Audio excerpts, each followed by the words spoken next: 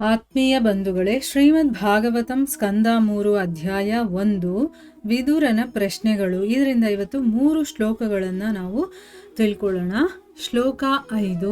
ಸೂತ ಉವಾಚ ಸ ಏವಂ ಋಷಿವರ್ಯೋಯಂ ಪೃಷ್ಟೋ ರಾಂಗ್ನಾ ಪರೀಕ್ಷಿತ ಪ್ರತ್ಯಾಹತಂ ಸುಬಹು ವಿಪ್ರೀತಾತ್ಮ ಶ್ರೂಯತಾಮಿತಿ. ಅನುವಾದ: ಸೂತ ಮುನಿಗಳು ಹೇಳಿದರು, ಮಹರ್ಷಿ ಶುಕಮುನಿಗಳು ಮಹಾನುಭವಿಗಳಾಗಿದ್ದರು ಮತ್ತು ರಾಜನಿಂದ ಸಂತುಷ್ಟರಾಗಿದ್ದರು. ರಾಜನು ಅವರನ್ನು ಪ್ರಶ್ನೆ ಮಾಡಲು ಅವರು ಅವನಿಗೆ ಹೇಳಿದರು, ದಯವಿಟ್ಟು ವಿಷಯಗಳನ್ನು ಶ್ರದ್ಧೆಯಿಂದ ಶ್ರವಣ ಮಾಡು. ಶ್ಲೋಕ 6.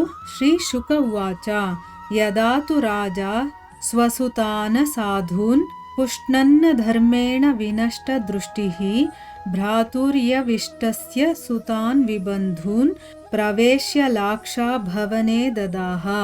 ಅನುವಾದ: ಶುಕಮುನಿಗಳು ಹೇಳಿದರು, ಧೃತರಾಷ್ಟ್ರ ಮಹಾರಾಜ ತನ್ನ ಅಪ್ರಾಮಾಣಿಕ ಪುತ್ರರನ್ನು ಪೋಷಿಸಲು ಭ್ರಷ್ಟ ಆಕಾಂಕ್ಷೆಗಳ ಪ್ರಭಾವಕ್ಕೊಳಗಾಗಿ ಕುರುಡನಾದನು. ಆದ್ದರಿಂದಲೇ ಅವನು ತಂದೆ ಇಲ್ಲದ ತನ್ನ ಸೋದರ ಪುತ್ರರಾದ ಪಾಂಡವರನ್ನು ಸುಟ್ಟು ಬಿಡಲು ಅವರಿದ್ದ ಅರಗಿನ ಮನೆಗೆ ಬೆಂಕಿ ಇಟ್ಟನು. ಶ್ಲೋಕ 7.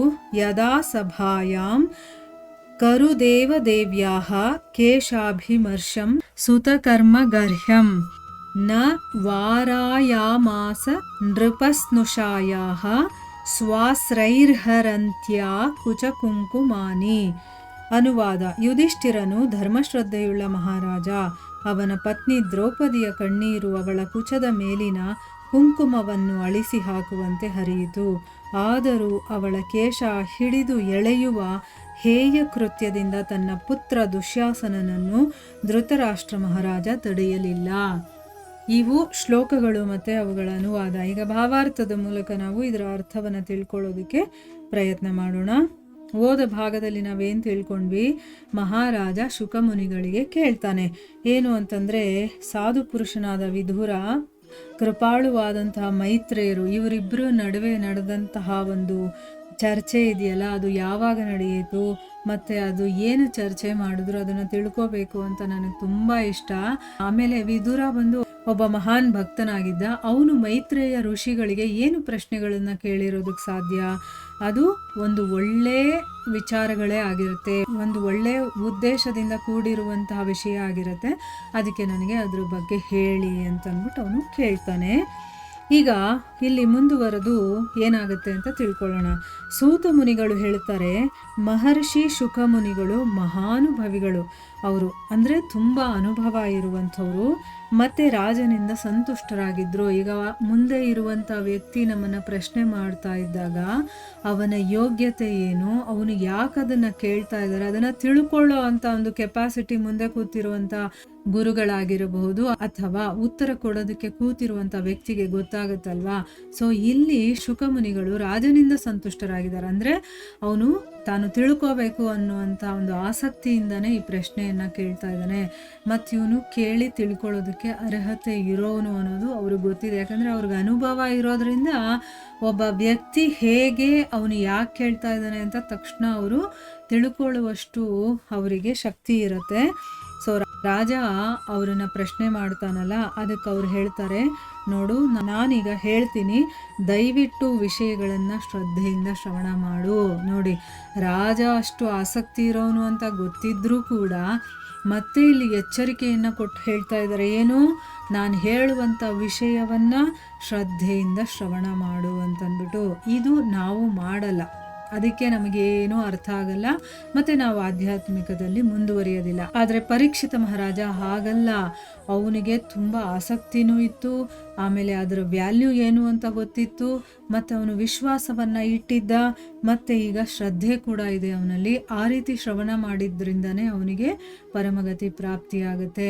ಅದಕ್ಕೋಸ್ಕರ ಇಲ್ಲಿ ಏನು ಹೇಳ್ತಾ ಇದ್ದಾರೆ, ಏನೋ ಒಂದು ವಿಷಯವನ್ನು ಹೇಳಕ್ಕೆ ಹೊರಟಿದ್ದೀನಿ, ಆದರೆ ನೀನು ಅದನ್ನು ಶ್ರದ್ಧೆಯಿಂದ ಕೇಳಿಸ್ಕೊಳ್ಬೇಕು ಅಂತ ಹೇಳ್ತಾ ಇದ್ದಾರೆ. ಇಲ್ಲಿ ಯಾರಿಗೆ ಹೇಳ್ತಾ ಇರೋದು? ಇಂಡೈರೆಕ್ಟ್ ಆಗಿ ನಾವು ಯಾರೆಲ್ಲ ಕೇಳ್ತಾ ಇದ್ದೀವೋ ಅವರಿಗೆ ಶುಕಮುನಿಗಳು ಹೇಳ್ತಾ ಇದ್ದಾರೆ. ಇದೆಲ್ಲ ತುಂಬ ಇಂಪಾರ್ಟೆಂಟ್ ಆಗಿರುವಂಥ ವಿಷಯಗಳು. ಆದ್ದರಿಂದನೇ ಇದನ್ನು ನೀವು ಆಸಕ್ತಿಯಿಂದ ಶ್ರದ್ಧೆಯಿಂದ ಶ್ರವಣ ಮಾಡಬೇಕು ಅಂತಂದ್ಬಿಟ್ಟು.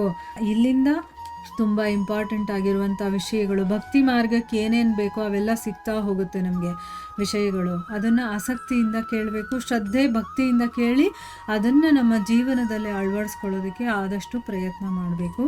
ಸೊ ಇಲ್ಲಿ ಮುಂದುವರೆದು ಏನಾಗುತ್ತೆ ಅಂತ ತಿಳ್ಕೊಳ್ಳೋಣ.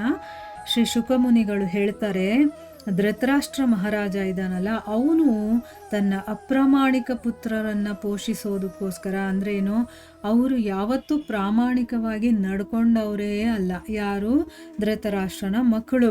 ಆದರೂ ಕೂಡ ಅವ್ರ ಮೇಲೆ ಆಸಕ್ತಿ, ಪ್ರೀತಿ, ಮಮತೆ ಅದೆಲ್ಲ ಅವನಿಗಿರುತ್ತೆ. ಯಾಕಂದರೆ ಹೆತ್ತವರಿಗೆ ಹೆಗ್ಗಣ ಮುದ್ದು ಅಂತ ಹೇಳ್ತಾರಲ್ಲ, ಅವನಲ್ಲಿ ಎಷ್ಟು ಕೆಟ್ಟ ಗುಣಗಳಿದೆ ಅದನ್ನೆಲ್ಲ ಸರಿ ಮಾಡೋದನ್ನು ಬಿಟ್ಟು ಅವನು ಅಷ್ಟು ಅಪ್ರಾಮಾಣಿಕನಾಗಿದ್ದರೂ ಕೂಡ ಅವನಿಗೆ ಪೋಷಣೆ ಮಾಡೋದಕ್ಕೋಸ್ಕರ ಭ್ರಷ್ಟ ಆಕಾಂಕ್ಷೆಗಳ ಪ್ರಭಾವಕ್ಕೆ ಒಳಗಾಗಿ, ಅಂದರೆ ಏನು, ಏನೇನೋ ಆಸೆಗಳು ಅವನಿಗೆ. ಈಗ ಮಾಡಿದ್ರೆ ಹಾಗಾಗ್ಬಿಡುತ್ತೆ, ನನ್ನ ಮಕ್ಕಳೇ ರಾಜ್ಯಭಾರವನ್ನು ಮಾಡಬೇಕು, ಈ ಸಿಂಹಾಸನ ಅವರಿಗೆ ಸಿಗಬೇಕು, ಆಮೇಲೆ ಪಾಂಡು ಮಕ್ಕಳಿಗೆ ಈ ಸಿಂಹಾಸನ ಸಿಗಬಾರ್ದು, ಹಾಗೆ ಹೀಗೆ ಅಂತ. ಯಾಕಂದರೆ ಅವನು ರಾಜ ಆಗಬೇಕು ಅಂತ ತುಂಬ ಆಸೆ ಪಟ್ಟಿರ್ತಾನೆ. ಆದರೆ ಅವನು ಕುರುಡನಾದ ಕಾರಣದಿಂದ ಅವನಿಗೆ ರಾಜ್ಯ ಸಿಗೋದಿಲ್ಲ. ಹೋಗ್ಲಿ, ಹೆಂಡತಿ ಸಹಾಯವನ್ನು ಪಡೆದಾದರೂ ಅವಳ ಒಂದು ನೇತೃತ್ವದಲ್ಲಿ ಇದನ್ನು ಮಾಡೋಣ ಅಂತಂದರೆ ಅವಳು ಕಣ್ಣಿಗೆ ಬಟ್ಟೆ ಕಟ್ಕೊಂಡ್ಬಿಡ್ತಾಳೆ. ನನ್ನ ಗಂಡ ನೋಡದೇ ಇರುವಂಥ ಪ್ರಪಂಚ ನನಗೂ ಬೇಡ ಅಂತಂದ್ಬಿಟ್ಟು ಅದಕ್ಕೋಸ್ಕರ ಅವನಿಗೆ ರಾಜ್ಯ ಸಿಗೋದಿಲ್ಲ, ಪಾಂಡುಗೆ ರಾಜ್ಯ ಸಿಗತ್ತೆ. ಸೊ ಇಲ್ಲಿ ನನ್ನ ಮಕ್ಕಳಾದರೂ ಅದನ್ನು ಪಡೀಲಿ ಅಂತಂದ್ಬಿಟ್ಟು ಇಲ್ಲಿ ತನ್ನ ತಮ್ಮನ ಮಕ್ಕಳನ್ನು ಬೇರೆ ಅಂತಂದ್ಬಿಟ್ಟು ಯೋಚನೆ ಮಾಡ್ತಾ ಇದ್ದಾನೆ. ಆ ಮಕ್ಕಳು ಕೂಡ ನನ್ನ ಮಕ್ಕಳೇ ಅಂತ ಅವನು ಏನಾದರೂ ಯೋಚನೆ ಮಾಡಿಬಿಟ್ಟಿದ್ದಿದ್ರೆ ಇಷ್ಟೆಲ್ಲ ಆಗ್ತಾನೆ ಇರಲಿಲ್ಲ. ಆದರೆ ದುರ್ಯೋಧನನಿಗೆ ಎಷ್ಟು ಆಸೆ ಇದೆಯೋ, ಎಷ್ಟು ಅಹಂಕಾರ ಇದೆಯೋ, ಅದೇ ರೀತಿ ಇವನಿಗೆ ಮಕ್ಕಳ ಮೇಲೆ ವ್ಯಾಮೋಹ, ಮೋಹ, ಆಸಕ್ತಿ ಎಲ್ಲ ಇರೋದ್ರಿಂದ ಅವನು ಕುರುಡಾಗ್ಬಿಟ್ಟಿದ್ದಾನೆ. ಅದಕ್ಕೋಸ್ಕರನೇ ಅವನು ತಂದೆ ಇಲ್ಲದೆ ಇರುವಂತಹ ತನ್ನ ತಮ್ಮನ ಮಕ್ಕಳನ್ನು, ಅಂತಂದರೆ ಪಾಂಡವರನ್ನು ಸುಡೋದಕ್ಕೋಸ್ಕರ ಅವರು ಇದ್ದಂಥ ಅರಗನ ಮನೆಗೆ ಬೆಂಕಿನೇ ಇಟ್ಬಿಡ್ತಾನೆ. ಇಲ್ಲಿ ಭಾವಾರ್ಥದಲ್ಲಿ ಗುರುಗಳೇನು ಹೇಳ್ತಾ ಇದ್ದಾರೆ ಅಂತ ನೋಡೋಣ. ಧೃತರಾಷ್ಟ್ರ ಜನ್ಮತಃ ಕುರುಡ, ಆದರೆ ತನ್ನ ಅಪ್ರಾಮಾಣಿಕ ಪುತ್ರರನ್ನು ಬೆಂಬಲಿಸಲು ಅವನು ನಡೆಸಿದ ದುಷ್ಟ ಕೆಲಸಗಳ ಅಂಧತ್ವವು ಅವನ ಶಾರೀರಿಕ ಅಂಧತ್ವಕ್ಕಿಂತ ಹೆಚ್ಚಾಗಿದೆ. ದೈಹಿಕವಾದ ದೃಷ್ಟಿಹೀನತೆ ಆಧ್ಯಾತ್ಮಿಕ ಪ್ರಗತಿಗೆ ತಡೆಯಾಗುವುದಿಲ್ಲ. ಆದರೆ ಯಾರಾದರೂ ಆಧ್ಯಾತ್ಮಿಕವಾಗಿ ಅಂಧರಾಗಿದ್ದಲ್ಲಿ ಅವರು ದೈಹಿಕವಾಗಿ ಸಮರ್ಥರಾಗಿದ್ದರೂ ಆ ಆಧ್ಯಾತ್ಮಿಕ ಅಂಧತ್ವ ಮಾನವ ಜೀವನ ಮಾರ್ಗದಲ್ಲಿ ಪ್ರಗತಿಗೆ ಅತ್ಯಂತ ಅಪಾಯಕಾರಿ. ನೋಡಿ, ಇಲ್ಲಿ ಎರಡು ಡಿಫ್ರೆನ್ಸನ್ನು ನಾವು ಅರ್ಥ ಮಾಡ್ಕೋಬೇಕು. ಒಂದು, ದೈಹಿಕವಾಗಿ ನಾವು ನ್ಯೂನ್ಯತೆಗಳನ್ನು ಅಥವಾ ಏನೋ ಒಂದನ್ನು ಕಡಿಮೆ ಪಡೆದಿರುವಂಥದ್ದು ಅಥವಾ ಊನೆಗಳು ಇರುವಂಥದ್ದು ಇದೆಲ್ಲ ಒಂದಾದರೆ, ಒಳಗಡೆಯಿಂದ ನಾವು ನ್ಯೂನ್ಯತೆಯನ್ನು ಪಡೆದಿರೋದು. ಏನು ಇದರ ಅರ್ಥ ಅಂತಂದರೆ, ಈಗ ದೇಹದಲ್ಲಿ ಯಾವುದೋ ಒಂದು ಪಾರ್ಟ್ ಇಲ್ಲ ಅಂತ ಇಟ್ಕೊಳ್ಳಿ. ಈಗ ಎಕ್ಸಾಂಪಲ್ಗೆ ಇಲ್ಲಿ ಧೃತರಾಷ್ಟ್ರನನ್ನು ತಗೊಂಡ್ರೆ, ಹುಟ್ಟದಾಗಿಂದಾನು ಕುರುಡ ಅವನೇನು ಮಾಡ್ತಾನೆ, ಕುರುಡನಾಗಿದ್ರೂ ಪರವಾಗಿಲ್ಲ. ಈಗ ಆಧ್ಯಾತ್ಮಿಕತೆಗೆ ನಮಗೆ ಕಣ್ಣಿರಲೇಬೇಕು ಅಂತೇನಿಲ್ಲ ಅಲ್ವಾ? ಭಗವಂತನ ನಾಮಸ್ಮರಣೆ ಮಾಡೋದಕ್ಕೆ, ಭಗವಂತನ ಗುಣಗಾನವನ್ನು ಕೇಳೋದಕ್ಕೆ ಇದಕ್ಕೆಲ್ಲ ನಮಗೆ ಕಣ್ಣು ಬೇಕಾ? ಇಲ್ಲ. ಆದರೆ ಒಳಗಡೆಯಿಂದ ಯಾರು ಕುರುಡನಾಗ್ಬಿಟ್ಟಿರ್ತಾನೋ ಅಂತಂದರೆ ಏನು, ನಾವು ತಿಳ್ಕೊಳ್ಳುವಂಥ ಒಂದು ವಿಚಾರ ಆಗಿರ್ಬೋದು, ನಾವು ಯೋಚನೆ ಮಾಡುವಂಥ ರೀತಿ ಆಗಿರ್ಬೋದು, ನಾವು ನಡ್ಕೊಳ್ಳೋದು, ನಮ್ಮ ಸ್ವಭಾವ, ನಮ್ಮ ಬುದ್ಧಿ, ನಾವು ಯೋಚನೆ ಮಾಡುವಂಥ ರೀತಿ, ನಾವು ನೋಡುವಂಥ ರೀತಿ. ನೋಡೋದು ಅಂತಂದರೆ ಒಳಗಡೆಯಿಂದ ನೋಡುವಂಥದ್ದು, ಆಯಿತಾ? ಇದೆಲ್ಲ ಏನಾದರೂ ಕುರುಡಾಗಿದ್ದರೆ ಆವಾಗ ನಾವು ಆಧ್ಯಾತ್ಮಿಕದಲ್ಲಿ ಮುಂದುವರಿಯೋದಕ್ಕೆ ಸಾಧ್ಯನೇ ಇಲ್ಲ. ಅಂದರೆ ಆಧ್ಯಾತ್ಮಿಕತೆ ಅನ್ನೋದು ಶರೀರಕ್ಕೆ ಸಂಬಂಧಪಟ್ಟದ್ದಲ್ಲ, ಅದು ನಮ್ಮ ಆಂತರಿಕಕ್ಕೆ ಸಂಬಂಧಪಟ್ಟದ್ದು ಅನ್ನೋದನ್ನು ನಾವು ಚೆನ್ನಾಗಿ ತಿಳ್ಕೊಬೇಕು. ಈಗ ನಾವು ಪೂಜೆ ಮಾಡ್ತಾ ಇರ್ತೀವಿ, ಫಿಸಿಕಲ್ ಆಗಿ ನಮ್ಮ ಕೈ, ಕಾಲು ಇದೆಲ್ಲ ನಮ್ಮ ಇಂದ್ರಿಯಗಳು ಕೆಲಸ ಮಾಡ್ತಾ ಇರುತ್ತೆ. ಅದೇ ಇದಕ್ಕೆಲ್ಲದಕ್ಕಿಂತ ತುಂಬ ಇಂಪಾರ್ಟೆಂಟ್ ಆಗಿರೋದು ಇದರ ಹಿಂದೆ ಇರುವಂಥದ್ದು. ಅಂದರೆ ಯಾವುದು ಅದನ್ನು ಮಾಡೋಕ್ಕೆ ಹೇಳ್ತಾ ಇದೆಯೋ ಅದು ಯಾವುದು ಅಂತಂದರೆ ಮನಸ್ಸು. ಆ ಮನಸ್ಸೇ ಅಲ್ಲಿಲ್ಲ ಅಂತಂದಮೇಲೆ ನೀವು ಇಂದ್ರಿಯಗಳ ಮೂಲಕ ಅದನ್ನು ಮಾಡಿದಾಗ ಅದು ಎಕ್ಸಸೈಸ್ ಆಗುತ್ತೆ ಹೊರತು ಅದು ಪೂಜೆ ಅನ್ನಿಸ್ಕೊಳ್ಳೋದಿಲ್ಲ. ಪೂಜೆ ಅಂತಂದರೆ ಏನು, ನಾವು ಭಗವಂತನಿಗೆ ನಮ್ಮ ಪ್ರೀತಿಯನ್ನು ತೋರಿಸುವಂಥ ಒಂದು ಸಾಧನೆ ಅಲ್ವಾ? ಈಗ ಪೂಜೆ ಮಾಡೋದು ಅಂತ ಅಂದರೆ ನಾವು ಭಗವಂತನಿಗೆ ಅರ್ಪಣೆ ಮಾಡ್ತಾ ಇದ್ದೀವಿ. ಏನನ್ನು? ಹೂವನ್ನು ಅರ್ಪಿಸ್ತಾ ಇದ್ದೀವಿ, ಗಂಧದ ಕಡ್ಡಿಯನ್ನು ಅರ್ಪಿಸ್ತಾ ಇದ್ದೀವಿ, ಆರತಿ ಮಾಡ್ತಾ ಇದ್ದೀವಿ. ಅಲ್ಲಿ ಮನಸ್ಸಿಟ್ಟು ಮಾಡಬೇಕೇ ಹೊರತು ಮನಸ್ಸು ಹೊರಗಡೆ ಎಲ್ಲೋ ಐಹಿಕದಲ್ಲಿದ್ದು, ಇಲ್ಲಿ ನಾವು ಕೈಯಿಂದ ಆರತಿ ಮಾಡ್ತಾ ಇದ್ದೀವಿ, ಅಲ್ಲಿ ಯಾರೋ ಮಾತಾಡ್ತಾ ಇದ್ರೆ ಆ ಕಡೆ ನಮ್ಮ ಗಮನ ಇತ್ತು ಅಂತಂದರೆ ನಾವು ನಿಜವಾಗ್ಲೂ ಅಲ್ಲಿ ಪ್ರೀತಿ ಮಾಡ್ತಾ ಇಲ್ಲ ಭಗವಂತನನ್ನು. ಅಲ್ಲಿ ಏನೋ ಒಂದು ವ್ಯಾಯಾಮ ಮಾಡ್ತಾ ಇದ್ದೀವಿ ಅಷ್ಟೇ. ಈಗ ಬೆಳಗ್ಗೆ ಎದ್ದು ಎಕ್ಸಸೈಸ್ ಮಾಡ್ತೀವಲ್ವಾ, ಆ ರೀತಿ ನಮ್ಮ ಶರೀರ ಕೆಲಸ ಮಾಡ್ತಾ ಇದೆ ಹೊರತು ನಮ್ಮ ಮನಸ್ಸಲ್ಲಿಲ್ಲ. ಅದೇ ರೀತಿ ಹೊರಗಡೆಯಿಂದ ಕುರುಡಾಗಿದ್ರೂ ಪರವಾಗಿಲ್ಲ, ಒಳಗಡೆಯಿಂದ ಕುರುಡಾಗಿರಬಾರ್ದು. ಅದು ನಮ್ಮ ಆಧ್ಯಾತ್ಮಿಕಕ್ಕೆ ತೊಂದರೆ ಆಗುತ್ತೆ, ಅಪಾಯಕಾರಿ ಅಂತ ಹೇಳ್ಬಿಟ್ಟಿದ್ದಾರೆ. ತೊಂದರೆನೂ ಅಲ್ಲ, ಅಪಾಯ ಅಂತ ಹೇಳಿದ್ದಾರೆ.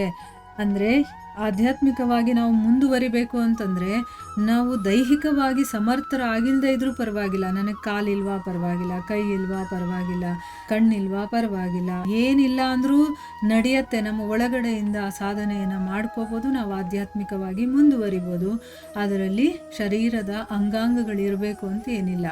ಆದರೆ ಯಾರಿಗೆ ಶರೀರದ ಅಂಗಾಂಗಗಳೆಲ್ಲ ಚೆನ್ನಾಗಿದ್ದು ಅವನು ಒಳಗಡೆಯಿಂದ ಕುರುಡಾಗಿದ್ದರೆ ಅಥವಾ ಊನಾಗಿದ್ದರೆ, ಅವನಿಗೆ ಯಾವುದೇ ಯೋಚನೆ ಮಾಡುವಂಥ ರೀತಿ ಆಗಿರ್ಬೋದು, ಅಂದರೆ ಏನು ಸೂಕ್ಷ್ಮ ಇಂದ್ರಿಯಗಳು ಅಂತ ನಮಗೆ ಇರ್ತಾವಲ್ಲ, ಅದೇನಾದರೂ ಸರಿಯಾಗಿಲ್ಲ ಅಂತಂದರೆ ಅವನು ಏನು ಒಳ್ಳೆ ಶರೀರ ಅದಷ್ಟು ಪುಷ್ಟವಾಗಿದ್ದರೂ ಕೂಡ ಅದೆಲ್ಲ ಇದ್ದು ವೇಸ್ಟು ಅಂತ ಇಲ್ಲಿ ಹೇಳ್ತಾ ಇದ್ದಾರೆ. ಇನ್ನು ಮುಂದಿನ ಶ್ಲೋಕದಲ್ಲಿ ಏನು ಹೇಳ್ತಾ ಇದ್ದಾರೆ ಅಂತಂದರೆ, ಯುಧಿಷ್ಠಿರ ಮಹಾರಾಜ ಇದ್ದಾನಲ್ಲ, ಅವನು ಧರ್ಮದಲ್ಲಿ ಶ್ರದ್ಧೆ ಇರುವಂಥ ಒಬ್ಬ ಮಹಾರಾಜ. ಅವನ ಪತ್ನಿ ಯಾರು ದ್ರೌಪದಿ, ಅವಳೇನು ಮಾಡಿದ್ಲು, ಕಣ್ಣೀರನ್ನು ಹಾಕ್ತಾಳೆ. ಯಾವಾಗ ಅವಳ ಕೂದಲನ್ನು ಹಿಡ್ಕೊಂಡು ಎಳ್ಕೊಂಡು ಬರ್ತಾರಲ್ವಾ ಆ ಒಂದು ಸಭೆಗೆ, ಆಗ. ಆದರೆ ಆ ಟೈಮಲ್ಲಿ ಅವಳು ಎಷ್ಟು ಅಳ್ತಾಳೆ ಅಂತಂದರೆ, ಈಗ ನಾವು ಹತ್ರ ಕಣ್ಣಲ್ಲಿ ನೀರು ಬರುತ್ತೆ, ಸ್ವಲ್ಪ ಕೆನ್ನೆಗಳ ಮೇಲೆ ಸ್ವಲ್ಪ ನೀರು ಬರ್ಬೋದು, ನಮ್ಮ ಮುಖದ ಮೇಲೆ ಸ್ವಲ್ಪ ಚೂರು ಸುರಿಯತ್ತೆ ಅಂತ ಇಟ್ಕೊಳ್ಳಿ. ಆದರೆ ಅವಳು ಹತ್ತಿದ್ದು ಹೇಗಿತ್ತು ಅಂತಂದರೆ, ಅವಳು ಅಳೋದು ಅವಳ ಎದೆ ಮೇಲಿಂದ ಹರಿತಾ ಇತ್ತು ಅಂತ ಹೇಳ್ತಾ ಇದ್ದಾರೆ. ಅಂದರೆ ಅಷ್ಟು ಅವಳು ಹತ್ತಿದಾಳೆ, ಅಷ್ಟು ತೊಂದರೆ ಕೊಟ್ಟಿದ್ದಾನೆ. ಇಷ್ಟೆಲ್ಲ ಆಗ್ತಾ ಇದ್ರೂ ಕೂಡ ಧೃತರಾಷ್ಟ್ರ ಅದನ್ನು ತಡೀಲಿಲ್ಲ. ಅಂದರೆ ತನ್ನ ಮಗ ದುಶ್ಯಾಸನ ಇಂಥ ಕೆಲಸ ಮಾಡ್ತಾ ಇದ್ದಾನೆ ಅಂತ ಗೊತ್ತಾದರೂ ಕೂಡ ಅವನನ್ನು ತಡೀದೆ ಅವನು ಸುಮ್ಮನೆ ಕೂತಿದ್ದ. ಅಂದರೆ ಅರ್ಥ ಏನು, ಹೊರಗಡೆಯಿಂದ ಕಣ್ಣು ಕಾಣಿಸೋದಲ್ಲ, ಒಳಗಡೆಯಿಂದನೂ ಅವನು ಕುರುಡಾಗಿದ್ದ ಅಂತ ಅರ್ಥ ಇಲ್ಲಿ.